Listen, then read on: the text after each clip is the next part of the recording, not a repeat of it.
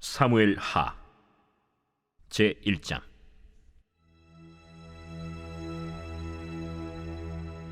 사울이 죽은 후에 다윗이 아말렉 사람을 쳐 죽이고 돌아와 다윗이 시글락에서 이틀을 머물더니 사흘째 되는 날에 한 사람이 사울의 진영에서 나왔는데 그의 옷은 찢어졌고 머리에는 흙이 있더라. 그가 다윗에게 나와 땅에 엎드려 절하매 다윗이 그에게 묻되 너는 어디서 왔느냐? 이스라엘 진영에서 도망하여 왔나이다. 일이 어떻게 되었느냐? 너는 내게 말하라. 군사가 전쟁 중에 도망하기도 하였고 무리 가운데 엎드려져 죽은 자도 많았고 사울과 그의 아들 요나단도 죽었나이다. 사울과 그의 아들 요나단이 죽은 줄을 내가 어떻게 아느냐?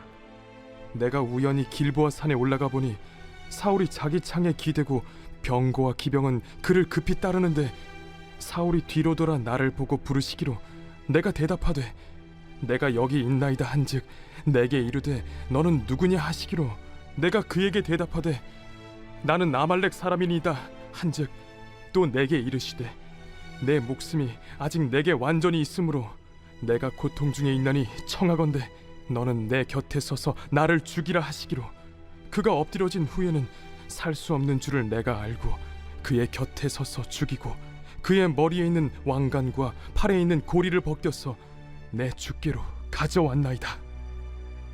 이에 다윗이 자기 옷을 잡아 찢음에 함께 있는 모든 사람도 그리하고 사울과 그의 아들 요나단과 여호와의 백성과 이스라엘 족속이 칼의 죽음으로 말미암아 저녁 때까지 슬퍼하여 울며 금식하니라.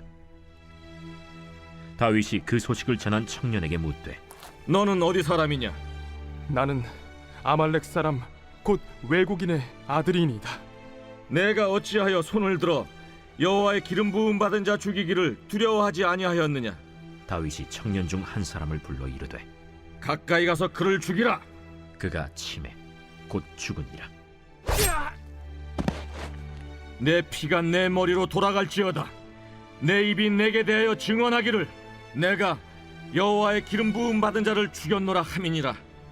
다윗이 이 슬픈 노래로 사울과 그의 아들 요나단을 조상하고 명령하여 그것을 유다 족속에게 가르치라 하였으니 곧 활 노래라.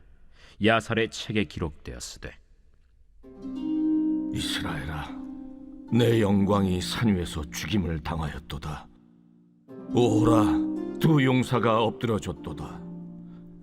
이 일을 가데에도 알리지 말며 아스글론 거리에도 전파하지 말지어다. 블레셋 사람들의 딸들이 즐거워할까, 할례받지 못한 자의 딸들이 개가를 부를까 염려로다. 길보아 산들아, 너희 위에 이슬과 비가 내리지 아니하며 재물 낼 밭도 없을지어다. 거기서 두 용사의 방패가 버림바 됨이니라. 곧 사울의 방패가 기름 부음을 받지 아니함 같이 됨이로다. 죽은 자의 피에서 용사의 기름에서 요나단의 활이 뒤로 물러가지 아니하였으며 사울의 칼이 헛되이 돌아오지 아니하였도다. 사울과 요나단이 생전에 사랑스럽고 아름다운 자이러니 죽을 때에도 서로 떠나지 아니하였도다. 그들은 독수리보다 빠르고 사자보다 강하였도다. 이스라엘 딸들아, 사울을 슬퍼하여 울지어다.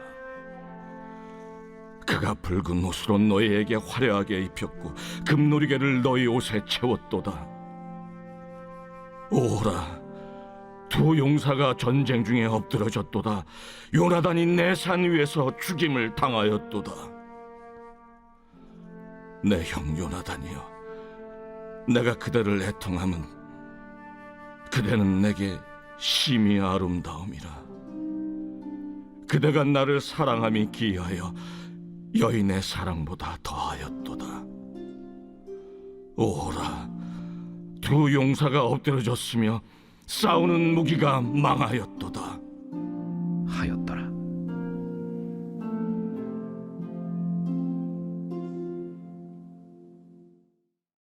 (1950년대) 초반에 한국 전쟁이 끝난 지 얼마 안 될 무렵이었습니다. 미국의 오리건주에는 평범한 신앙인 가정이 살고 있었습니다.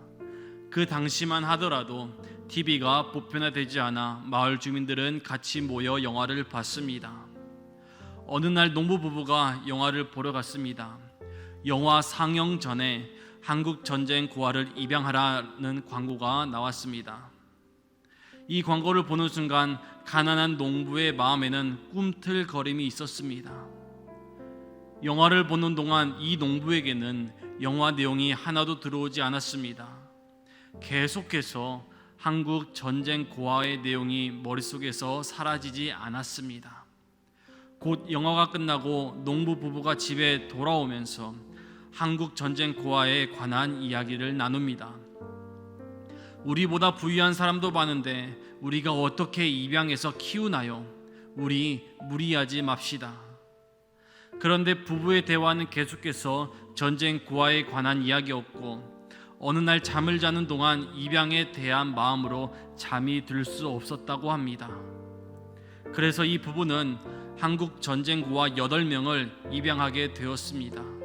그러자 평범한 시골 농부가 전쟁 고아를 가장 많이 입양했다는 사실이 언론에 알려지면서 세계적인 화제가 되었습니다. 이 소식을 들은 세계의 많은 사람이 도움의 손길을 보내왔으며 고아를 돕고 싶고 자신도 입양하고 싶다는 이야기를 전해왔습니다.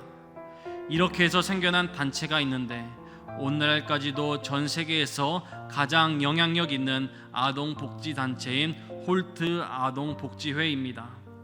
지금까지 25,000명의 아이에게 부모를 연결해 주었다고 합니다. 우리나라에는 합정역에 홀트 아동복지회가 있으며 한국에서도 활발히 활동하고 있습니다. 그렇습니다. 지극히 평범한 일상을 살아가는 농부 부부에게 하나님께서는 시간을 뚫고 이야기하셨습니다.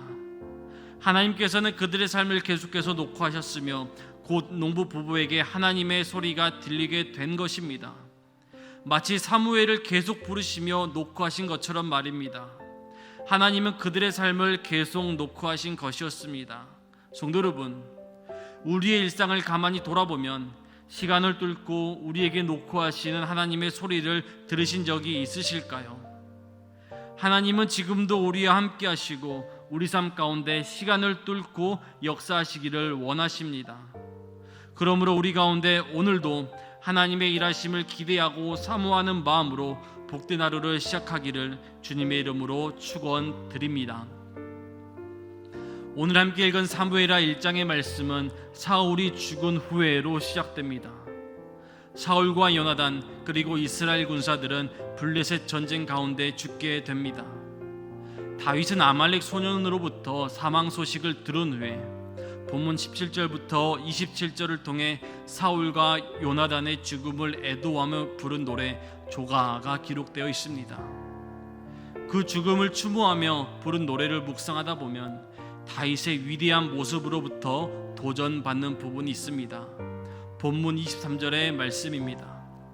사울과 요나단이 생전에 사랑스럽고 아름다운 자이러니 죽을 때에도 서로 떠나지 아니하였도다. 그들은 독수리보다 빠르고 사자보다 강하였도다.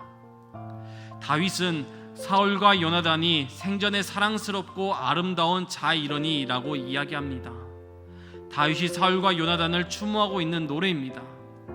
저는 23절을 묵상하는 가운데 아름다운이라는 부분을 밑줄 그었습니다.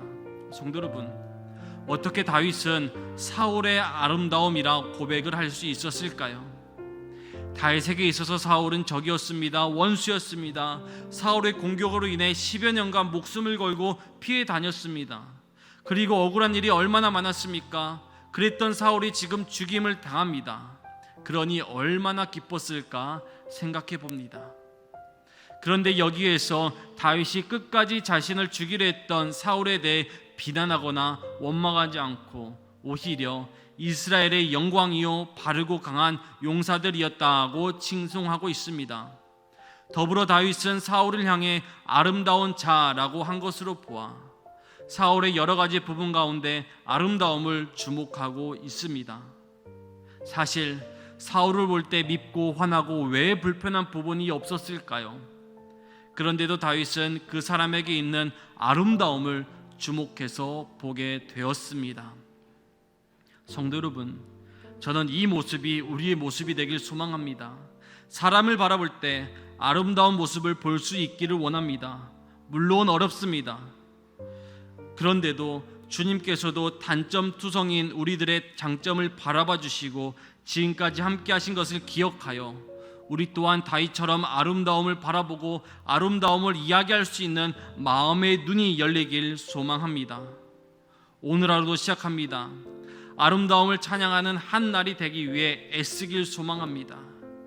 다윗이 사울의 죽음을 기뻐하는 대신 깊은 슬픔으로 애도했으며 자신의 원수였던 사울을 오히려 아름다움으로 바라봤던 것을 기억하여 우리 또한 사랑의 시선으로 복된 하루를 시작하는 거룩한 아침이 되길 주님의 이름으로 축원드립니다.